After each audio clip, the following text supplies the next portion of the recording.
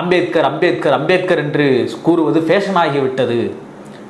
அவர்கள் அம்பேத்கருடைய பெயரை சொல்லுவதற்கு பதிலாக கடவுளுடைய பெயரை சொல்லியிருந்தால் 7 ஜென்மத்திற்கு புண்ணியமாவது கிடைத்திருக்கும் என்று ஒரு எல்லலான தோணியிலே, ஒரு இழிவாக பார்க்கக்கூடிய ஒரு தோணியிலே அவர் அந்த கருத்துக்களை தெரிவித்தார். அந்த வீடியோக்கள் வெளியாகி இந்தியா முழுவதும் மிகப்பெரிய அளவில் கொந்தளிப்பை ஏற்படுத்தி, கான்ஸ்டியூஷன் அவையிலே அம்பேத்கருடைய பங்களிப்பு என்ன, இந்த நாட்டினுடைய பிரதமராக பதவியேற்கிற பொழுது நரேந்திர மோடி அவர்கள் அப்படியே தலை குப்புற கவிழ்ந்து கான்ஸ்டியூஷன் முன்பு வணங்கி அம்பேத்கரை வணங்கி ஆட்சி பொறுப்பை ஏற்றுக்கொண்டேன் என்றார்.